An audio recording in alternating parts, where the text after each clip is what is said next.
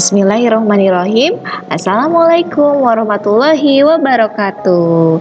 Selamat pagi anak-anak.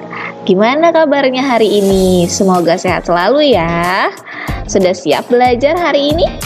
Oke, sebelum kita mulai pembelajarannya, mari kita membaca doa terlebih dahulu agar pembelajaran kita hari ini diberikan keberkahan dan ilmunya bermanfaat bagi kita semua.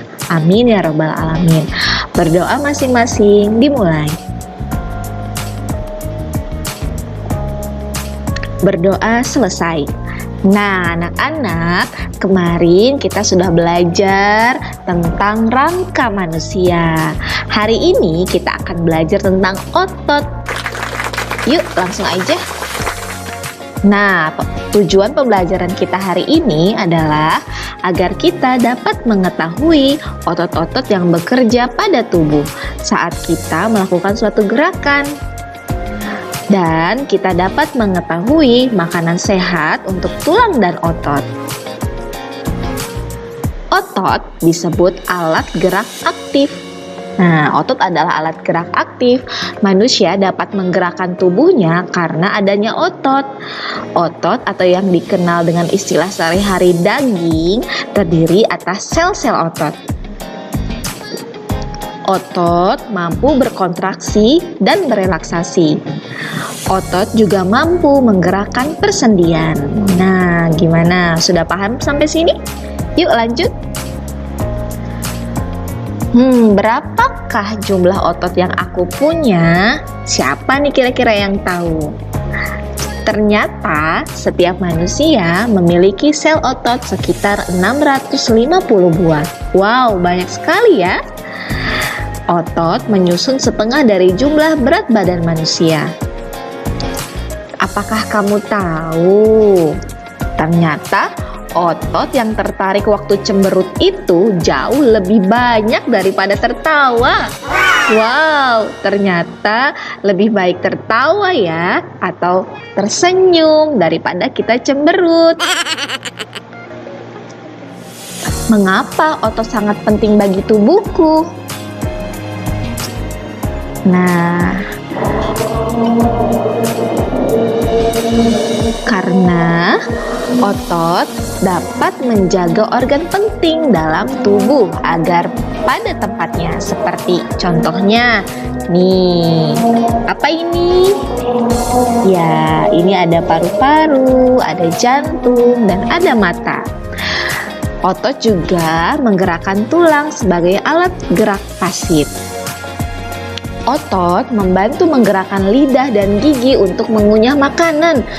Wah, coba bayangkan kalau kita tidak punya otot, kayaknya kita nggak bisa makan ya. Nah, otot dapat membuka dan menutup kelopak mata. Otot juga membantu memompa darah dari jantung. Otot membuatku bisa tersenyum. Ternyata sangat penting sekali otot bagi tubuh kita. 3 tipe otot manusia. Nah, di sini kita memiliki 3 tipe otot. Apa saja ya? Yang pertama, otot lurik atau disebut juga otot rangka. Yang kedua, otot jantung. Yang ketiga yaitu otot polos. Otot lurik biasanya berada di alat gerak. Otot jantung berada di jantung. Otot polos itu bisa berada di usus, rahim, dan lain-lain. Kita bahas satu-satu ya. Otot polos. Nah, ini adalah gambar-gambar dari otot polos. Nah, otot polos biasanya ada di alat pencernaan seperti lambung, usus, juga ada di pembuluh darah. Otot polos atau otot tak sadar atau bisa juga disebut involuntar. Ciri-ciri pada otot polos yang pertama, sel berbentuk gelendong atau berinti satu. Yang kedua, bekerjanya tidak sadar. Kita tidak dapat menggerakkannya, tanpa sadar ia bekerja sendiri. Yang ketiga, menyusun sebagian besar organ dalam. Contohnya ginjal, uterus, atau pencernaan, organ pernapasan, iris mata. Selanjutnya, otot lurik atau otot rangka. Seperti ini loh gambaran otot lurik. Otot lurik atau otot rangka memiliki ciri-ciri. Yang pertama, sel berbentuk silinder dan berinti banyak, tidak bercabang. Yang kedua, terdapat bagian terang dan bagian gelap. Yang ketiga, menyusun otot rangka, ada di lengan, ada di kaki. Yang keempat, bekerjanya sadar atau volunter dan tidak tahan lelah. Seperti kita dapat menggerakkan lengan kita. Nah, kita mengetahui, kita dapat tahu, kita dapat menggerakkannya sendiri. Itulah maksudnya bekerja secara sadar. Otot jantung. Nah, seperti ini nih kira-kira gambaran otot pada jantung. Otot jantung memiliki ciri-ciri. Yang pertama, sel berbentuk serabut anyaman yang bercabang dan memiliki banyak inti. Yang kedua, bekerjanya tidak sadar atau disebut involunter atau sangat tahan lelah. Jadi, tidak terasa lelah. Bayangkan kalau misalnya jantung bisa gampang lelah, bagaimana ya? 3. Hanya terdapat pada organ jantung. Nah, seperti ini anak-anak. Gambaran dari otot jantung. Nah, sekarang adalah cara kerja otot. Cara kerja otot dibagi dua. Yang pertama ada secara sinergis atau bekerja bersamaan. Yang kedua adalah antagonis, yaitu bekerja berlawanan. Contoh kerja otot secara sinergis adalah tulang rusuk. Pada saat kita bernapas, tulang rusuk, otot pada tulang rusuk akan bergerak secara bersamaan. Coba kalian bernapas, terasa tidak di dada kalian tulang rusuknya bergerak, naik, turun bersamaan. Nah, yang kedua adalah cara kerja otot secara antagonis, yaitu kerja berlawanan. Ia berada di otot lengan bahu. Jenis otot pada alat gerak. Pada alat gerak ada dua jenis otot, yaitu ada otot bisep dan otot trisep. Nah, yang disebut dengan otot bisep adalah pada bagian ini, pada bagian atas lengan. Dan yang disebut dengan otot trisep adalah pada bagian bawah lengan. Tendon adalah sambungan otot dan tulang. Ini trisep, ini bisep. Jangan sampai tertukar ya. Bisep di atas, trisep di bawah. Boleh dipegang tangannya? Bisep di atas, sudah terpegang? Ya, sekarang pegang di bawah lengan. Trisep di bawah. Good job. Lanjut. Gerak pada otot. Nah, gerak pada otot dibagi menjadi dua. Yang pertama, gerak fleksi atau gerak menekuk. Saat kaki kita menekuk atau lengan kita menekuk, nah gerakan tersebut disebut gerak fleksi. Yang kedua, gerak otot, gerak ekstensi atau gerak meluruskan. Pada saat kaki kita diluruskan atau pada saat lengan kita diluruskan, nah gerak tersebut disebut gerak ekstensi atau gerak meluruskan. Coba sama-sama. Fleksi, ekstensi. Jangan sampai tertukar ya. Cara kerja otot antagonis.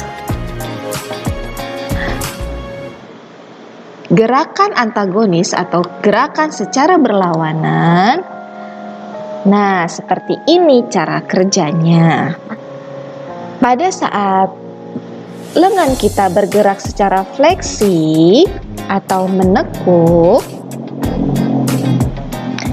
nah, otot tricep dan bicep akan bekerja. Pada gambar tersebut jelas menggambarkan saat lengan ditekuk atau gerakan fleksi, pada otot bicep akan berkontraksi atau membesar. Sedangkan otot tricep akan berelaksasi atau memanjang. Ya, saat gerakan fleksi, saat gerak fleksi atau menekuk, otot bicep akan berkontraksi atau membesar, mengembang ya. Dan otot tricep akan berelaksasi atau memanjang. Pada gambar yang kedua juga menggambarkan mengenai kontraksi dan relaksasi. Namun kali ini saat lengan kita diluruskan atau pada saat gerak ekstensi atau diluruskan, maka otot bicep akan berelaksasi atau memanjang. Sedangkan otot tricep akan berkontraksi atau membesar. Ibu ulangi ya. Fleksi, otot bicep berkontraksi, otot tricep berelaksasi. Gerak ekstensi, otot bicep berelaksasi, otot tricep berkontraksi. Semoga dapat dipahami ya.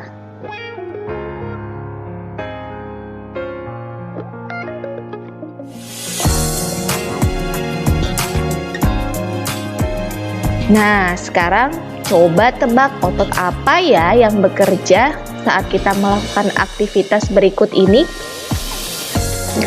Contohnya nih, kira-kira anak ini sedang apa ya? Iya betul, dia sedang berlari. Otot yang bekerja adalah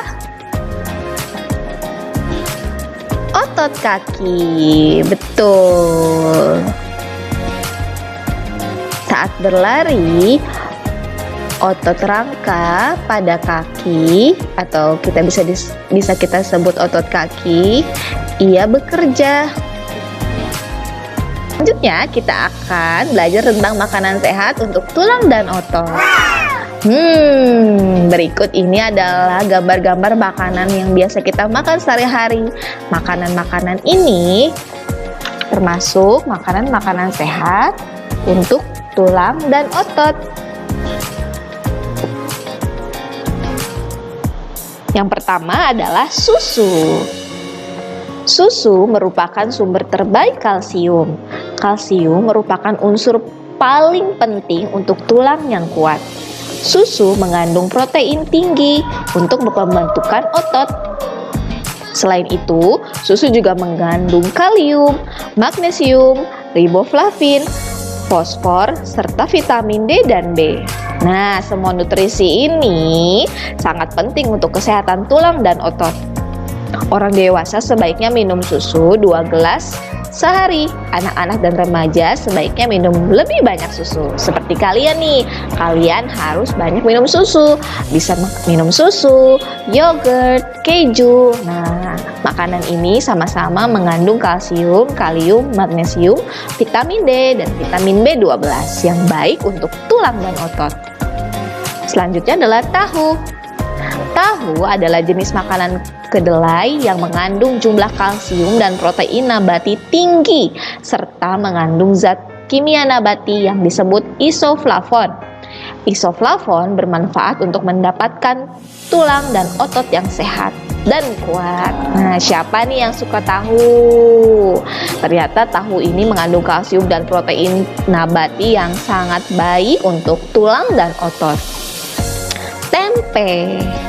Nah, sama ya seperti tahu, tempe pun mengandung kalsium dan protein nabati yang baik untuk tulang dan otot. Bayam. Bayam merupakan sayuran yang memiliki kandungan kalsium tinggi.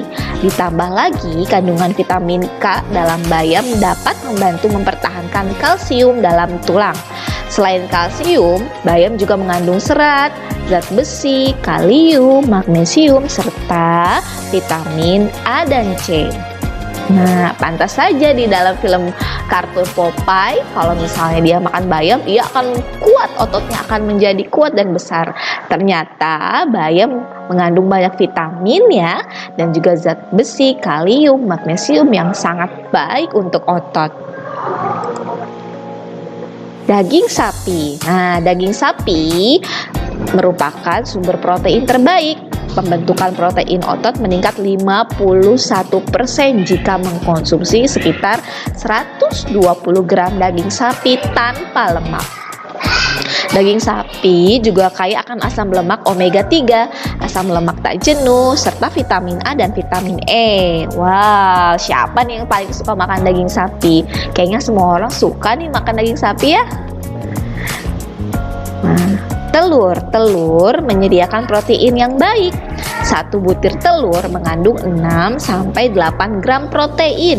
Sebutir telur juga kaya akan vitamin, zinc, besi, dan kalsium, sehingga menjadi salah satu makanan pembentuk otot paling lengkap yang dapat disantap. Nah, kalau kalian ingin otot kalian kuat, otot kalian besar, kalian bisa makan makanan yang tadi sudah kita lihat ya, telur, daging, bayam, tahu, tempe, yummy.